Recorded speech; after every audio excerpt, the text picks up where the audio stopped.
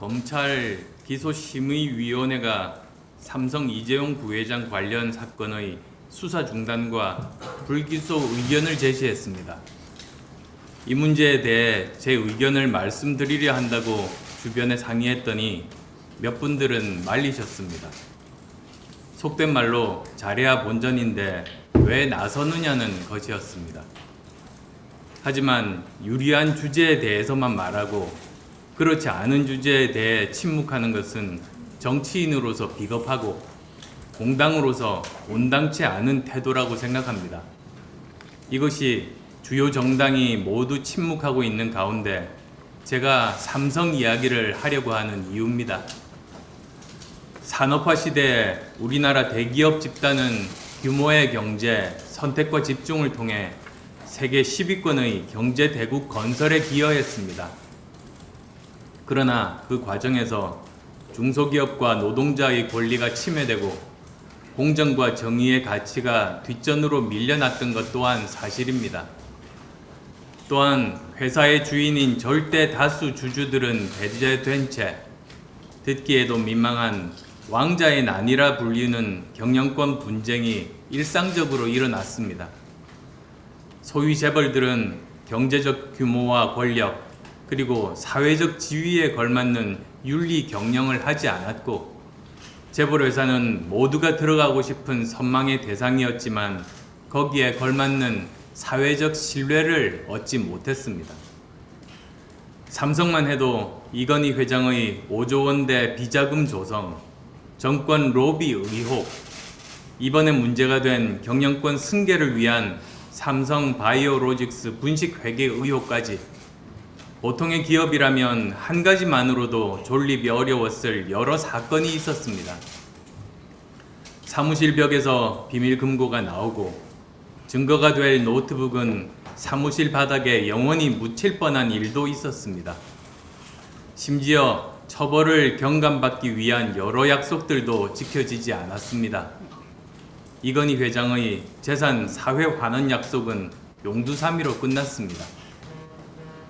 한편으로 많은 국민들은 코로나로 어려운 경제 상황에서 삼성마저 흔들리면 어떻게 하냐고 말씀하십니다.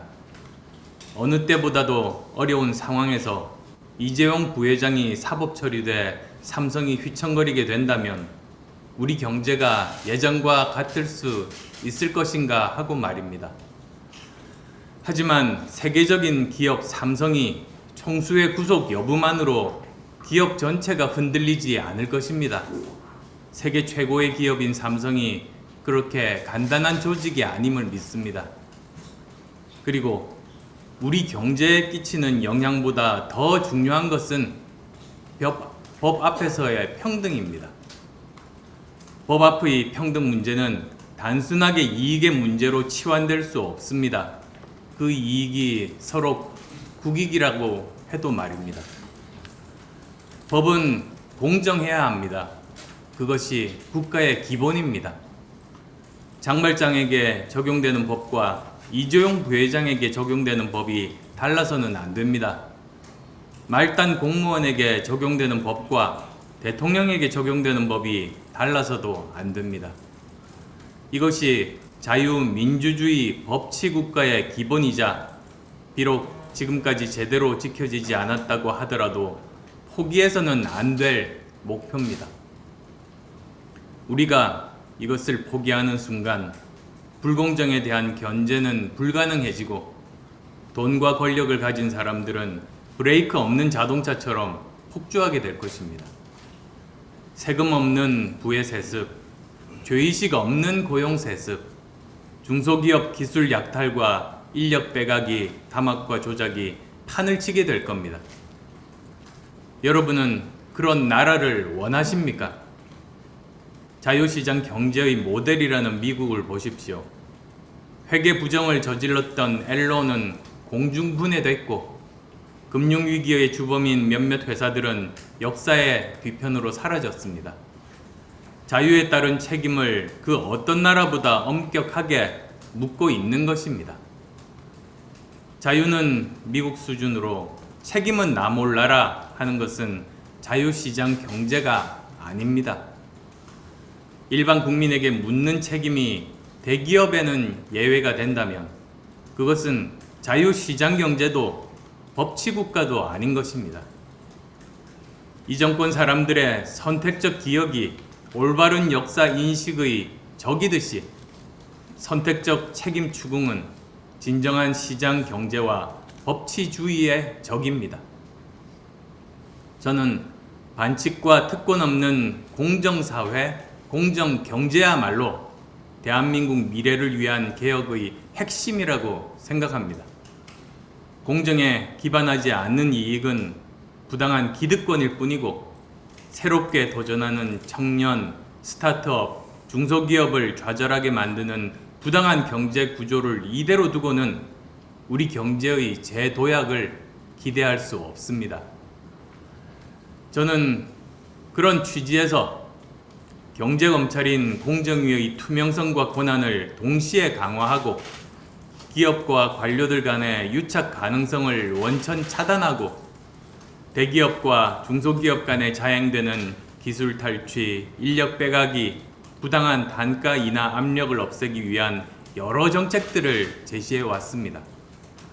담합에 대한 처벌을 강화하고 소비자 권리를 증진하는 여러 제도의 도입도 강력하게 주장해 왔습니다.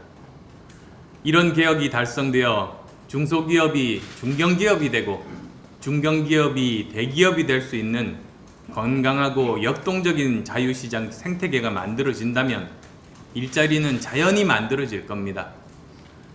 혁신의 보고인 스타트업이 오직 실력만으로 경쟁하고 성공할 수 있는 환경이 만들어진다면 우리나라는 포스트 코로나 시대에 4차 산업혁명을 선도하는 혁신주도 국가가 될 것입니다. 그런 의미에서 이번 삼성 이재용 부회장 관련 사건은 원칙대로 처리되어야 합니다. 이재용 부회장은 사법 처리와 유무죄 여부를 떠나 반칙과 편법을 동원한 분식회계와 증거인멸 의혹을 받았고 증권선물위원회에서 그런 결론을 내린 것 자체에 대해 먼저 반성해야 합니다. 이재용 부회장 관련 사건과 관련해 검찰에게 당부합니다.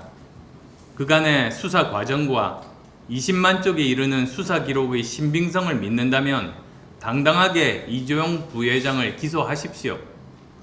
국민들은 정치 권력뿐만 아니라 경제 권력에도 굴하지 않는 당당한 검찰, 정의로운 검찰을 원합니다. 사법부에 요청합니다. 잘못이 있다면 천하의 이재용 부회장이라도 단호하게 처벌하고 죄가 없다면 아무리 삼성을 욕하는 사람들이 많아도 무죄를 선고해 주십시오. 아무리 비싼 변호사를 쓰더라도 죄가 있으면 처벌받고 죄가 없으면 당당히 법원문을 나설 수 있다는 것을 판결로 보여주십시오. 그것이 공정하고 정의로운 사회의 모습이고 대한민국이 가야 할 길입니다.